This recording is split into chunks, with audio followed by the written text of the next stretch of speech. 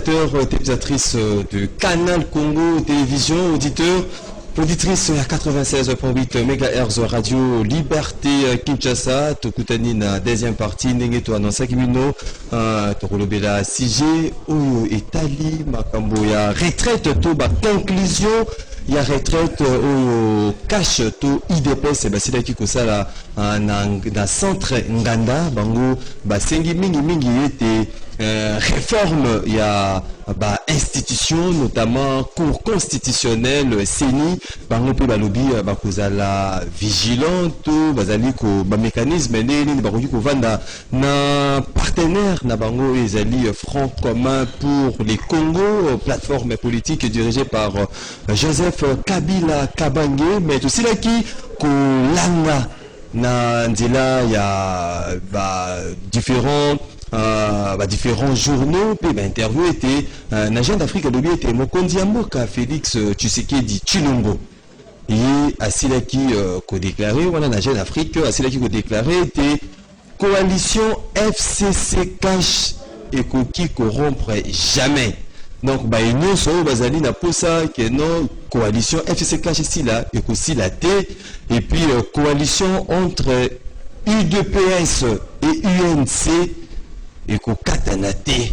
Donc, pour ceux qui pensent que non, basali ko désirer était coalition ana et Katana to et si la peau na makambo za la décrisper mon konzambo ka Félix Tshisekedi a lobby était coalition FCC cash et aussi la T puis coalition UDPS UNC et qu'on démérait toujours. Est-ce que président de la République démocratique du Congo, Félix Antoine Tshisekedi Tshilombo, azali en contradiction à base ou azali parti nae, on ose croire que non, makambo nyonso o etikalaki kosalema na centre Nganda pendant 3 jours où IDPS est organisé qui tellement ali parti au Mokonzi Mboka asili ko uta, c'est-à-dire azalaki puis au courant il y a conclusion où azalaki a sorti na assise il y a UDPS to retraite politique na centre Nganda. Qu'est-ce qui ne va pas? La télévision, numéro Ezali affiché au bas de vos écrans. La radio, numéro Ezali 082 33 33 749 082 33 33 749 pour la meilleure compréhension 082 33 33 749 des numéros beaucoup benga bopesa makadi sinabino na sija émission mokolo ya lelo oto ya melibino pour na deuxième partie au maître Bazin Pembe ou Azali avocat et juriste Azali coordonnateur il y a plateforme tout un mouvement les changements c'est maintenant maître Bazin Pembe rebonjour nayo Mbote ndeko Maxime mbote pe na ba auditeur na bino ba landi bisope to partager na bango bangonga ye na niveau ya CCTV en direct à la télévision et puis merci pe na yo na zape ko remercier ba ndeko nyonso to bo ba ya kolanda biso ay ko remercier Tantine na yebi kombo na bosani kombo na ye Karine Bébé na Karine Bébé Bébé c'est tout tozali na Doudou Muntiri tozali na mwana mboka Michel Mangala zali moko ya cadre na kati ya parti politique Mouvement de Libération du Congo MLC ya Jean-Pierre Bemba Gombo. Michel Mangala mbote nayo mbote mwana mboka mbote na bandeko nyonso bazali kolanda biso na PCP ko débatteur na ngai Bazin mbote mingi mbote lobe pai na yo mwana mboka za ko benga ngai mikolo nyonso yemo Doudou Muntiri na pesi bino mbote tokoti vraiment na bozindu ya CG na biso ya mokolo ya lelo différentes conclusions ya retraite politique ya IDPS au bazali kosenga réforme des institutions réforme ya cour constitutionnelle réforme ya CENI et puis bazali babu ba ko anticiper tout comportement ya FCC on va réagir mokonzi mboka ye alobi niet makambo ya ko rompre coalition FCC cash et zalité makambo ya ko rompre union entre UDPS et INC et Zalité, il faut converger vers le développement. Il y a Mokanabiso Congo, la Jeune Afrique, c'est qui dévoiler l'information à Mboka à Bazin Pembe. Qu'est-ce qui ne va pas? Président Azali en contradiction, Nao Bazelingi Tonini. Merci beaucoup. Et à une précision, mon détail, il fallait couper ça. J'analyse ici question Nayo comme étant politique, mais je précise que je ne suis pas de l'IDPS. Mais Nazali ko analyse comme étant politique. Donc, point de vue Nangana couper ça, c'est comme étant congolais, moto Azali ko soutenir vision ya chef de l'État. Ndeko Maxime, na oyonga na yebi, que Tshisekedi, président de la République, répond à la volonté du peuple. Répond à la devise le peuple d'abord. Parce que il y a le slogan Oyekomimaeti na maponami il y a 2023. Je ne pense pas que na yebité sauf imprévu a changé slogan na il y a campagne. Parce que combat politique na ils allaient tourner autour il y a le peuple, il y a situation sociale, il y a peuple congolais. Mais na ngape na yebi na information o nazali nango et que président de la République atikala kopé sa information na interview na Jeune Afrique pour la Jeune Afrique a commis que le président de la République est contre ma proposition, il y a retraite, il y a IDPS pour la rupture, il y a rupture double nenge balobi. Donc na INC et puis na FCC na yoki na ba source que le président de la République a tiré le coupé sa Jeune Afrique information donc pour la Jeune Afrique na habité Jeune Afrique mais par rapport il y a ma conclusion on a qui mon amboka Jean-Marc Abou lui ba qu'on anticiper tout comportement tout acte il y a ba partenaire na bango au Isali FCC yo c'est que ils allaient continuer entre partenaires entre Cash et le FCC. C'est ce que j'ai tenté de dire pour que na musika ko yebisa ba auditeur et que président de la République a tiré alors ko sa interview na Jeune Afrique. Jeune Afrique est un journal moko munene mais je ne sais pas place nini bazwaki mais sengeli de ko yebisa bato que Jeune Afrique ba panzi sango ba journaliste netika bino ya Congo boko yamba biso. C'est tout à fait normal que à côté ça songi place wana pour n'être et créer le lot conflit entre FCC ou bien créer conflit entre IDPS na président ou la siliko bima na parti politique ya IDPS tout ignorer le quoi et puis loko mususu ya mutuya sengeli ko comprendre que ba journal net ba Jeune Afrique et là ba journaux moko o ezo tangema na monde mobimba ba politique pe ba kokipe ko tia ba moyen pour na ba tia songi entre président de la République na parti politique na ye na boite kolobela na ba fumer sans faire non mais moi ngana ko yebisa yonde ko Maxime que IDPS selon ba information na zanango ba nini na ye ba compte rendu ya ba retraite na bango primaire ya information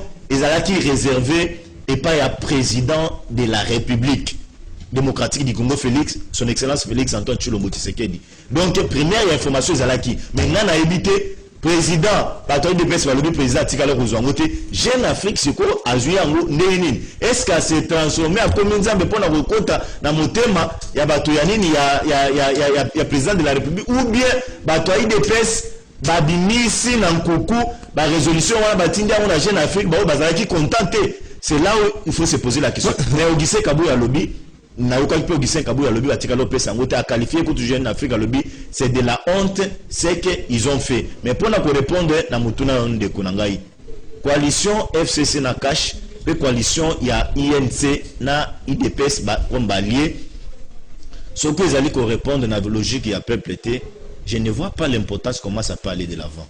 Mon amboka Michel Mangala na CEP Hollande qui vous a pour ça il y a réforme il y a différentes institutions du pays notamment cour constitutionnelle la CENI tout consort. Est-ce que conclusion il y a imboka pour adversaire politique Nabino Cash tout UDPS ils avaient qui bien accueilli nous pandit Nabino par rapport il y a un Mbela na bango. Merci mwana mboka na motuna au tukotuna parce que omoni na kopesa na précision mo détail omoni na kati ya mouvement de libération du Congo il y a eu ba nomination na kati ya parti mais je ne suis pas représenté na kati ya nomination wana. Donc maluba onga naza koloba aux appreneurs des postes voilà, été maluba onga naza koloba zo engagé nga Michel Mangala comme mais il y a une personnalité qui a la logique, monsieur, c'est tout à fait normal. C'est la logique trop, il y a SID. S'il vous plaît. Donc, Maluba Onazoloba, ça n'engage que moi, MLC, et plutôt Michel Mangala. Et je peux parler de mon leader Jean-Pierre Bemba, parce que c'est mon leader.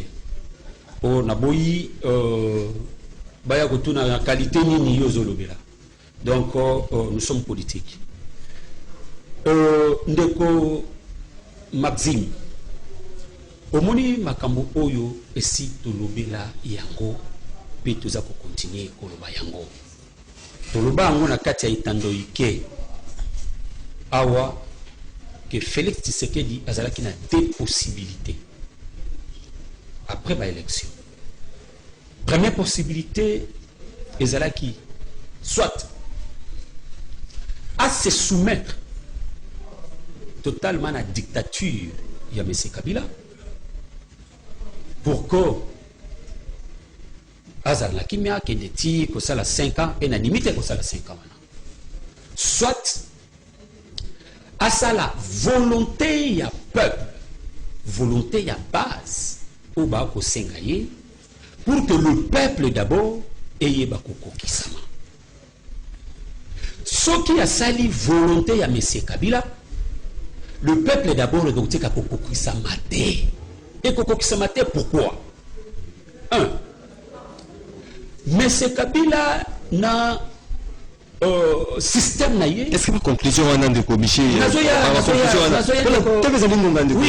on peut se mettre ma base comme ça, on peut sa conclusion dans 1 minute. Mais M. Kabila a travaillé pendant 18 ans dans ce pays. Toyoka, révolution de la modernité, Toyoka Cheng Santé, Toyoka discours, il y a le na chaîne moko, moena tangango, a nekati tandoike izalité, ou bazaki ba chantre. Il y a 5 chantés, il y a 5 chantés plutôt, ba chantre, il y a révolution de la modernité. Mais l'élo, qu'est-ce qui est de la modernité? Bon, Moutou Oyo a eu 5 ans seulement, entre guillemets, 5 ans. Est-ce que va permettre à Moutouana à corriger Bango, Bissika Bango va échouer pendant 18 ans? Donc, va essayer accès à c'est pourquoi au monaki Mova Sakani, à l'obini Niabi, Toko Sakana na Bango.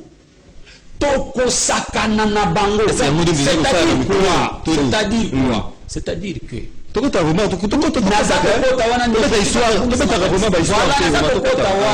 c'est ça où que n'a pas répondre maintenant à Katamotuna nayo. Ndeko Mazix. Tangu Nova alobi ke toko sakana na bango. Et ezali na même logique. Ba conclusion oyo bango bazali couper ça. La réponse et si le pesa mi est pas Ndeko Félix Antoine Tshisekedi. Donc Ndeko Félix Antoine Tshisekedi yé à s'attacher na yé et pas à Kabila. Ne touchez pas à Kabila. Donc ne touchez pas à mon Kabila. Ne touchez pas, n'est-ce pas, na Kabila. Donc, c'est ça la logique. Donc, la politique de... Jeune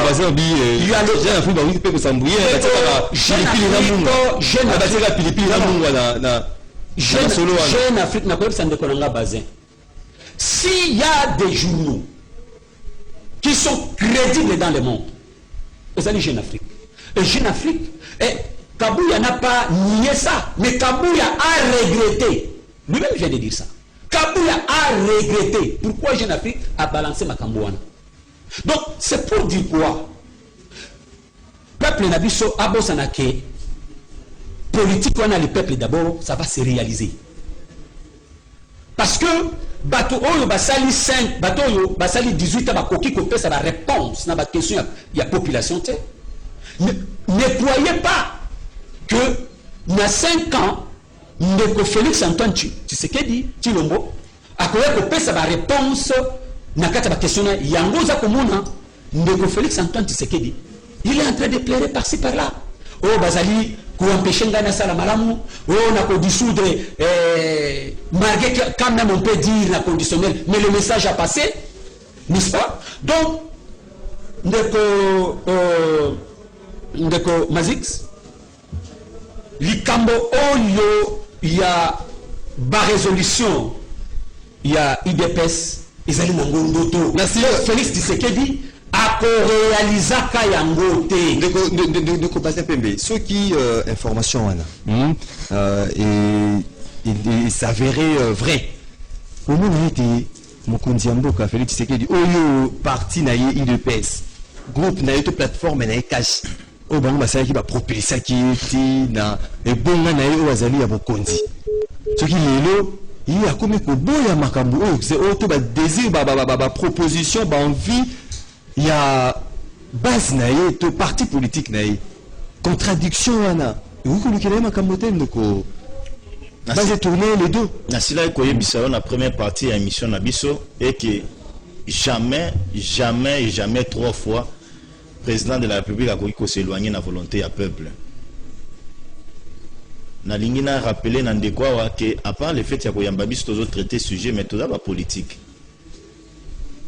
Ndeko na yoki kolela na ye ndenge azolela lelo naza kolela te kombo na ye azali koanalyser yoka congolais nyonso bazali komona yango oui analyser le fait tout congolais aujourd'hui en train de déplorer et congolais à comprendre que Ndeko Félix Tshisekedi il est là derrière Kabila ayoki kutuma mwana ngana alobi ayako lela ninge kombo na ye ezongi na lokasa ya MLCT mon frère bakopesa ye na leli yango te ndeko Maxime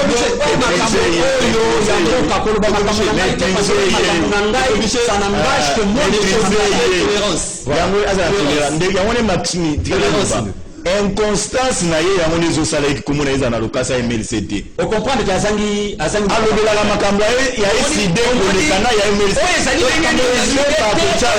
makambo ya mboka oyo ezali makambo ya mboka ezali makambo omoni confusion c'est pour dire quoi c'est pour dire que là azangi maloba lokola azangi ne maloba il faut attaquer Michel Mangala mais Michel Mangala aza koloba makambo ya mboka oyo eza makambo ya SID ozozwa tikana beta isiko na bamba esiko biloko na makalo ya utoloba population nini ya nango na sima ndeko Maxime aye koloba na population nini azana nango na sima ye ndeko ya fandi awa na ba leader aza ko soutenir combien de fois ba bengi marche baza incapable ya koko kisa batu na église ata 50 to moni bango na ba banderole na kati amitunete balingi basala milice population ni ozana population ngo asila ko rejeter programme na yozaki na pendant campagne tozonga makambo ya Félix oyo azoloba ndeko peuple a sekaye na oyebisa eboye population azo ko sekaye ka ninge yazo ko seka wana ba o sekayo na ko yebisa eboye a retenir loko moko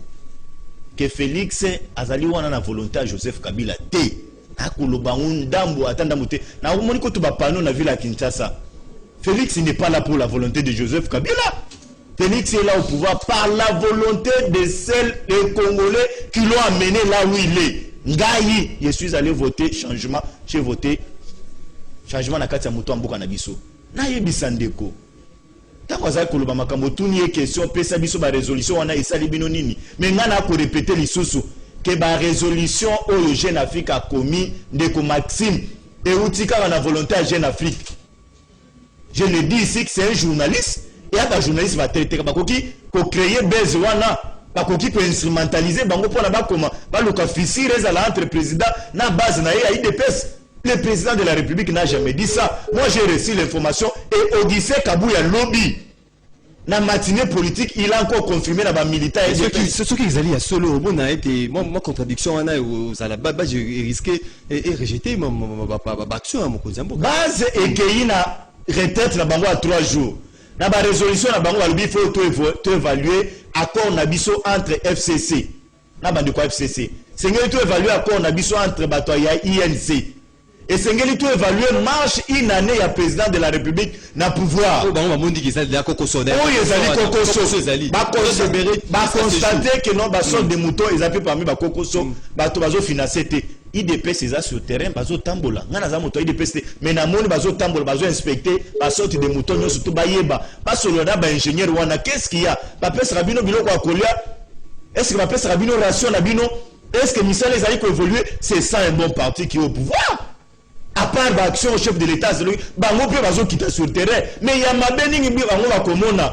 Bango ba mona kanyo soko ka mabe kaka mabe, ya malamba mona raté. Gratuité ya sema bana na ba okende kelasi ofele. Tala moto azana opposition, tala ba téléphone à kitoko azana ona maboko ndeko na ngai. Eleki na ngai. Pona komona eteno na butu opposition. Na moyo opposition na butu. Ba ko benga Félix à téléphone. Wando Miché. Bango ba to la mukandeko 082 33 33 749 082 33 33 749 le numéro bokobenga bopesa makani sinabino asiye mokolo ya lelo to la deuxième partie où tozali kolobela mingi ma conclusion ya retraite politique ya parti politique UDPS parti présidentiel pour bazali ko senga mingi ba réforme ya ba réforme institutionnelle mais également ko tala ndenge nini makamna bango zali ko tambola na FCC to na UNC bango bazali ko koloba kokoso ezali na katiwana. Allô, bonjour. 082 33 33 749. Allô, bonjour.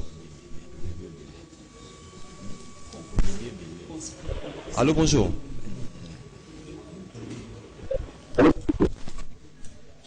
Allô, bonjour. Allô. Oui, Obeng Bissau Pikomonani. Allô. On a ingénieur Azali Kota Marambo, liaison na standard qui fait un peu défaut. Moi, petit souci technique par rapport à standard. Allô, bonjour. Oui, allô, bonjour. Obengi biso api komonani. Ouais. Et là, il a ouvert depuis tellement, on a dingue tout à l'outil. Oui, de merveille. Ouais, depuis tellement. Oui, makanisna yo. Dans le bac, on a dit que maître basé, ceux qui battent comme moi, musique à gang à Kamakazi. Sinon, maître basé. Il là, c'est le mot pour combattre Wendy. Il là, on est bana au Bukana, bana, nous appelons ça Kota, si les noms de là, on est mis Kaban. Mais c'est tout FCC, la Salini, la Makamouana, pour dire les Kabano, bon, on va la route. Ata basine li kamuza clair ya bano ganga kaka kokota bakoma ba na place walo ba makamambo ya la tinga solo ba bongo ba bolanda de ba bolanda après conseil na ya yebi que tu sais que jusque là je kokati o ba bano kanta pona bango yango te to mona to lo ba te bino to ka ba lobi ite mama de Merci Ndeko Merveille depuis Sélé Mbao 082 33 33 749. Allô, bonjour. Papa Marco,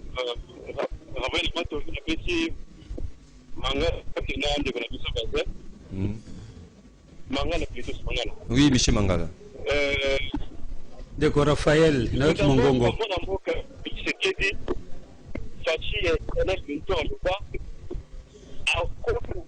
Pour la Congolais nyonso ka pour la BCPT amoni ya mutatu bakibeki mbuka bazongi passeport bazongi banda bapana bango oyo bazela tete kuna te pour dire que mbuka mboka aza pour la Congolais tellement la secra tellement asa mo pour la bisi nyonso image vous le fait c'est et ce qui se fait que respecte le serment, il y a garant la nation pour tous les Congolais. Ce qui dit que non, pour l'intérêt du Congo, momentanément d'abord, à Kenebongo, il est dans le schéma du garant de bon fonctionnement.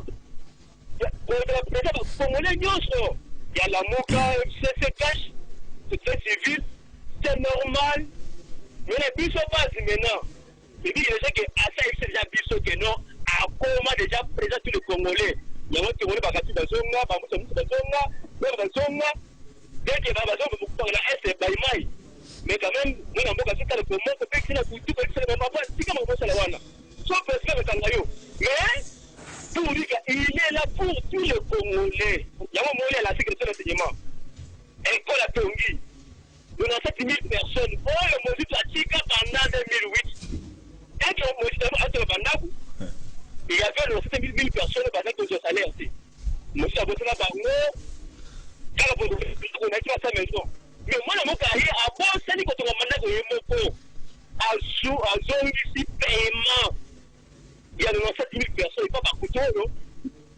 Parce que tout le monde était pendant 20 ans. Merci Neko. Merci Neko Raphaël depuis Matongi. Ce qui est bien biso mekara. Zala vraiment dans le contexte de si je n'ai biso ya mokolo pe erozali ko pesa makanisi na yo o pesa yango na 30 secondes ou 45 secondes au maximum. Allô, bonjour. 082 33 33 749. Allô, bonjour. Allô, bonjour. Allô? Bonjour, Obengi Biso Apiko Monani. Allô? Bonjour, Obengi Biso Apiko Monani. Je vous appelle à partir de l'émission.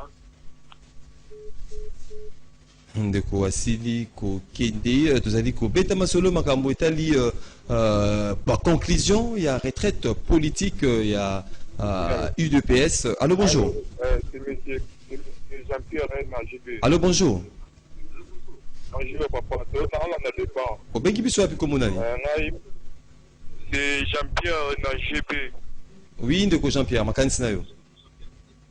Et makanisi na Nina Loba, Félix Azoko Kati. Nanya Raïs asala makambo na ye ndenge azalaki kosala ye azokoka te tokolia baekole te tokolia babiloko azosala basonde moto tozolia yango te ifalaki asala nanu makambo bato balia basepela bazala lese ke makambo azosala basonde moto baekole tozolia yango te papa akili eza makasi meka kobouge singa oyo ezali ko nyata tozali koyoka lisusu atika Raïs asala ndenge azalaki kodirige to mboka eza na kao mon frère atika Félix azokoka te atika na ya démissionnaire po soki azodémissionne te biso moko tokobima na balabala tokende kobimisa ye na bureau.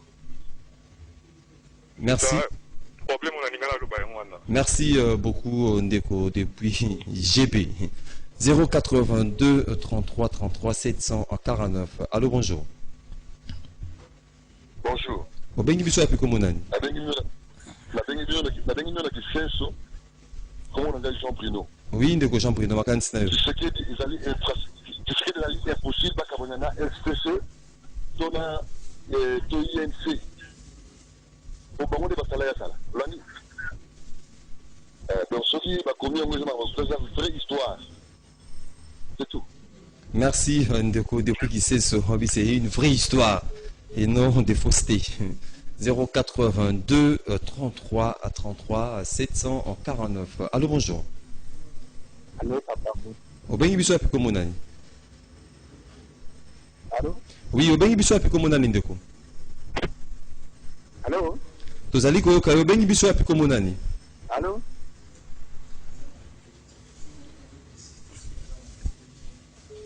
C'est que ceux qui au bengi biso na ozolanda biso na téléphone ozali na reto to bengi opesi kombo na yo opesi commune o ozali ko bengi la opesi biso makanisi na yo. Allô, bonjour. Au bengi biso api komona ni. Bonjour. Allô papa. Oui, au bengi biso api komona ni. Naza hawa na Sophie Bank. Komona nga Saddam Kandenze na bana na Kingasani. Oui, ndeko depuis Sophie Bank makanisi na yo. Papa, agosala eloko te lokola asali relation na Kabila za ndoki abandi 18 ans asali eloko te lelo ya asali yango. Donc Congo ekomi lokola gâteau ya orphelin oyo atiki afeti moninga oyo ndeko mangala azolo baza na réseau papa je na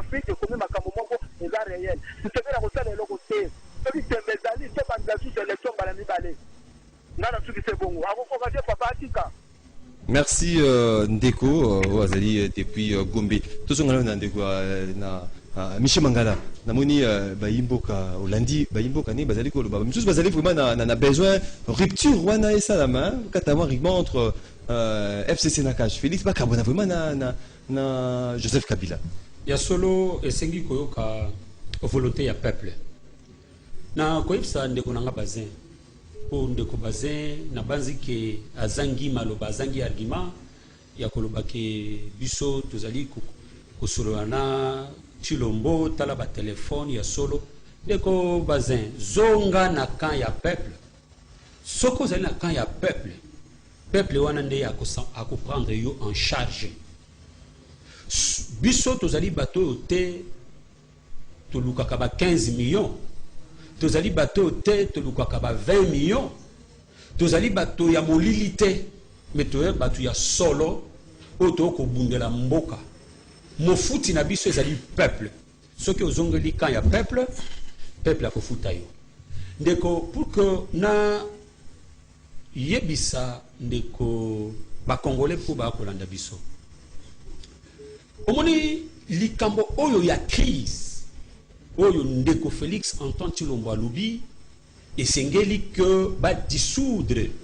ensemble aux favorables na dissolution ezali jeu ya état moyini ezali jeu entre monsieur Kabila et monsieur Félix Antoine Tshisekedi. Pourquoi?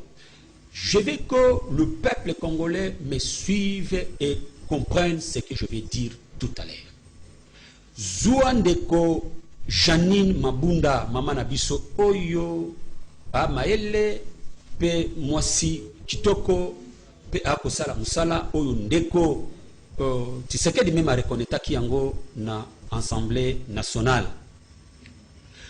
Mabunda alobi que bautaki kosolola na Félix Tshisekedi na ba question oyo eza même fâcheuse y compris question ya dissolution. Basololi na tamo kuse tango ye akena mikili ya poto ake koloba makambo wana po na nini ye akendaki koloba makambo wana oyo bango bakendaki kosolola na nkuku. Est-ce que c'est une nécessité ya rupture point tozonga na fungoli brèche moko peuple na biso a comprendre na fungoli brèche moko peuple a comprendre. Ndeko Félix Antoine Tshisekedi na Ndeko Kabila likambo oyo ya légitimité, likambo oyo ya vérité des urnes, likambo oyo ya balkanisation ekangi bango na singa na kingo bakokoka lisusu te bakomona ndenge ya kobima te. C'est pourquoi omoni ke bakokoka te crise sociale ekoti na kati ya mboka dollar ezali komata se komata. Alors qu'est-ce qu'il faut faire pour que to bima na kati ya crise wana? Non, il faut to effacer crise ya légitimité, to effacer crise ya balkanisation, problème ya balkanisation, to effacer par rapport quelques secondes nazo chiter par là. Alors yango yo mona Ndeko Félix Antoine Tshisekedi akoti na kati ya justification pouvoir na ngai ezuti epa ya motote, pouvoir na ngai euti na nzambe na peuple. Maintenant qu'est-ce qu'il faut faire? Balingi maintenant Kabila veut maintenant que alakisa devant l'opinion que Félix Tshisekedi nde azali na pouvoir. Mais nakolakisa wana devant l'opinion pour opinion akondima bakoloba ah omoni a dissoudre ensemble. Mais Ndeko esengeli que ceux qui va dissoudre tokende na ba élection pour na ko élire ba député ya sika. Mais avec quel CENI, avec quelle cour constitution? Donc, c'est pour dire quoi? Kabila avait gardé la même configuration, a gardé toujours majorité, après sa Félix Tshisekedi moi majorité mouke, atala na kati ya lamuka banani oyo baza ko soutenir Tshilombo abendi bango apesi bango pe moi ba député mouke, et a gardé même Merci, configuration merci, soki ndeko Félix Tshisekedi azali présent na pouvoir il y a que dissoudre assemblée mais ndeko soki a dissoudre assemblée et senge na biso to sala yambo ba réforme na seni tout ça réforme la cour constitutionnelle ndeko bassin to siliko ko la nambela ozali ko benga to ko yebisa ba congolais pour que ba yeba ndeko Félix Tshisekedi ako par réponse par rapport il y a mbela il y a peuple au basali ko senga rupture entre cette coalition dans la coalition d'abord na kolanda ye soki intellectuel azako fali na kiti na ye na mesa akolanda ye malamu donc a rejoindre ngai mais tango ye moka comprendre ka rejoindre ngai na suka pona mbuye biloko ya lobi no ndeko Félix Tshisekedi esengeli population parce que azaki pouvoir c'est ça mais réflexion na du début jusqu'à la fin a constaté que non ba moi ba mbebe zali belé mais na suka conclusion na indi rattraper yebisanga imbeba zali akoloba mais expliquer peuple ba yoka mbebe zali ce n'est pas il faut pas expliquer le fait de comité tolérance yebezali maluba et yobande koloba yepi expliquer fait donc na kata na fait nazo ramasser na ba parole na ye. Je le rappelle que dans ces pays où il y a Kokonza, ils ont des Félix Antoine Tshilombo Tshisekedi, il y a Joseph Kabila. Kabila c'est un sénateur à vie, il faut y aller. Et puis tant aux autres, dissout d'ensemble. Tshisekedi pour la dissout d'Assemblée nationale, il n'a pas la vie ni de Janine Mabunda ni de Joseph Kabila, celui qui est le président de la République. Pour Nanaye Bisayo, nous avons visité Nakati Amboka na Biswa. Où il y a Yambi Kabila ou bien Tshisekedi. Pouvoir protocolaire. Au moins, besoin d'un pouvoir protocolaire. Tant que vous avez Kolobande qui disait qu'il a un pouvoir, c'est sur base de quoi vous avez Koloba. Et puis, vous avez dit qu'il y a un dialogue, parce que de là, le mati, qu'il y a un dialogue, il y a un Mboka. Balkanisation, oh, bah, soda, na biso, na fande, c'est pas ça, la moussala, boutou, moi. Parce que récupérer ma bastion, oh, le lobby, nous avons dit un argument, il y a la télévision, il y a le bas, bah, Koufi 5, bah, Koufi 10, bah, Koufi 3. Vous avez un argument, na dialogue. Mais ça c'est trop grave ça. Na yangonde na lingina saluer ndeko moko autotine la message awa. Azali ko yebisanga ndeko Gaston Poi azali ko landa biso. Alobi IDPS ala moto IDPS. Alobi IDPS atikala président de la République atikala jamais coupé cette interview na Jeune Afrique. Augustin Kabou atikala jamais kolobé de rupture il fallait ala entre FCC na bato INC mais alobi il faut qu'on évaluer accord na biso na FCC na INC pona koyebisa ndeko ke landa ozo bimana munoko bato IDPS yoko ya na biloko na yao o melisango na munoko président de la République o ke alobi boité landa ozo pa na bango yo pesa réponse na bango na ozo ute pa na bango yo commissaire net ozaki na conclave IDPS te tango bango ba ko siéger yo zaki na kati au-delà ba koko sonyo so population yemo ko sali ko remarquer na kana au sein coalition cash FCC ba koko so le kebele oh bango moko ba cadre il y a UDPS ba sala qui ko relever yango na retraite politique ezali na centre nganda est-ce que nécessité to urgence mo ezali ko salama était rupture salama to na mondele na yo de analyse na analyse na yo pour na mboka yeke ne bien coalition ezali condamné à vivre ensemble pendant ces 5 ans. Non, d'abord il faut qu'on rappelle dans l'opinion que coalition yo eza pour la toute première fois na kati ya mboka na biso. Alternance eza mbala liboso na kati ya mboka na biso tout monde nango. Mais loko esengeli to pérenniser yango politique la histoire na kati ya mitu na biso que non tokendaka na coalition. Mais il y a un problème Maxime. Na sina ikolobango na devant miko na yo et que soki bazali coalition wana ezali ko répondre te na volonté ya ba congolais. Soki bato bazali ko bloquer yango pour n'être congolais à se retrouver te na gestion ya chose publique ya Félix Tshisekedi. Rien ne sert à continuer. Il faut qu'il y ait une rupture. Il faut que ezala pour la population à se retrouver à zo par naye. On prend nazali ko yebisa na sisi. Nazali ko yebisa ndeko. Nazali ko yebisa ndeko Mangala. Lelo soki Assemblée nationale nazali ici. Soki tokiela ba élection Tshisekedi a besoin majorité écrasante dans devant Assemblée nationale. Population ça na bango kate. Parce que ça la distraction. On prend Donc, de tirer Azole la voix une question par rapport à l'intervention. Oh, on a pu installer un pas d'ailleurs. Azole la voix Vous avez 30 secondes. Oui, il y a solo Ndeko. Je pense que Ozo répondre na kolela lela na ye. Vous avez 30 secondes. Akoza na loko koloba te Ndeko. Akoza na loko koloba te kozala ka distraction de population. De Kobazin. De Monique. Michel, vous avez mal au Monique. Azingolela, il faut y avoir tactique à débat, il faut qu'on ait musu musu. Monique. Aza loko koloba te. Eza débat pour ça. La politique est autant pour que le peuple congolais a kolanda biso. Peuple te, le bande bato la buka na makula. Population za na kana biso. Pardon, là tu sais quand même. Biso ne bato sio ko 67% ya sene population na kana bango te. Ko ça sonye ba ko ça là tu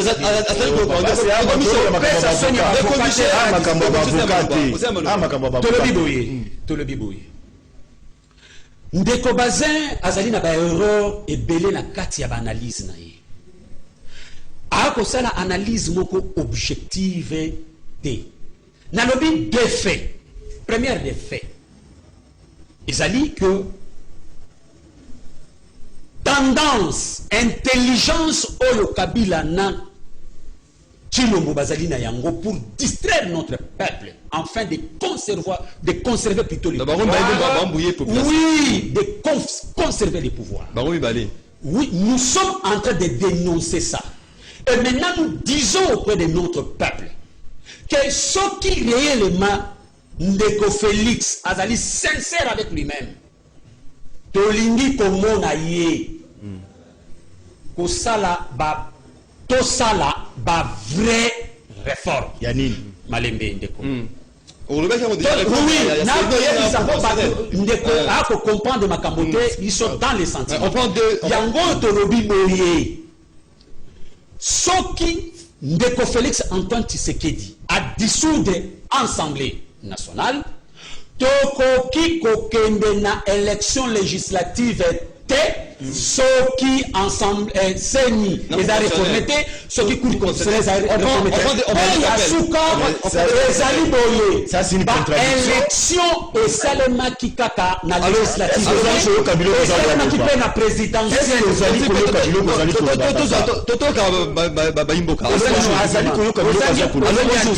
S'il vous plaît, Ozana argumenté. Allô, bonjour. Ozana argumenté, tata. Allô, bonjour. Ben, monsieur Apicomonani. Alors, bonjour, monsieur Madrid. Oui. En tout cas, là, c'est un nom de Palelo. On a bien dit, on a compris, monsieur Peter. Oui, de Peter. On a évité ceux qui battent au bateau, on a fait voter. Merci beaucoup. Merci Ndeko Mbote Mingi. Merci vraiment. Ceux qui battent la Kasa Kishasa. Pas ceux population à Zanango. Baza ko mona to baza ko mona te. Ndeko baza yo. Baza na misote. Ah, ça fala ngai. Faut ça la ti boya ko distraire batu boye FCC tâche la muka. Mais tout ça la population ne baza li ko souffrir pa kala ngai. Donc monsieur Bazin, vous allez dans avocat s'il vous plaît. Na nenge ya sisi ozali ta ozala na justice. Mboka pena na tuno question mboka ndiko tambola pena na limene nyonso papa na ngai. Zala motoko papa. S'il vous plaît. Merci. S'il vous plaît. Merci. Merci. Tout le monde a donné là. Toi, tu passes à la radio.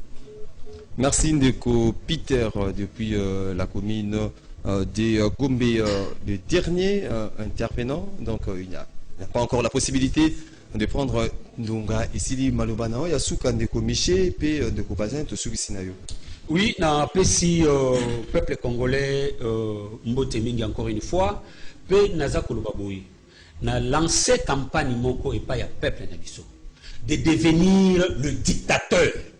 Nous avons connu des dictateurs, des hommes politiques qui nous ont dicté et amené le pays là où nous sommes. Peuple comme un dictateur. Les longs peuples na biso comme un dictateur, comme un intransigeant devant Batou Oyo, Bazako Géo,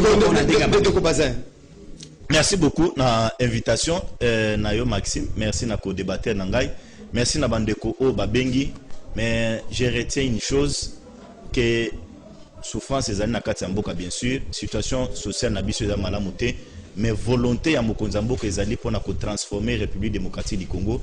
Et puis je suis dérangé na suka émission koyoka Ndeko Miché azali kosenga population ekoma dictateur. Oui. Na ebité politique otoko sala ezakaka pona basi tozana Kisasa na Kisasa ezaka masoni mususu netika ya musique. Toujours comme ma politique tina kati ya musique obenga population comme dictateur ndeko. Est-ce que vous allez comprendre le benga qui sont les débats sur le sujet on a outi koloba benga qui sont si si émission benga qui sont les débats sur le sujet à dictature benga pour pouvoir discuter population comme dictature. Et ça les magatés dans politique. S'il vous plaît. Donc, Baimboka, fidèle téléspectateur à Canal Congo Télévision, puis auditeur, il y a Radio Liberté Kinshasa Funa Lelo, Tosukia, émission qui réalisée par Alain Kabongo, Berchel Dembo au niveau de la radio. Derrière les caméras, Karine et Bébé, la production était assurée de mettre par Doudou Motiri Hamilton. Tokutani, Mokolo ya Lobby, Pona Tobeta Masolo et Talimboka. Programme, ils allaient continuer dans Canal Congo Télévision, puis Radio Liberté Kinshasa.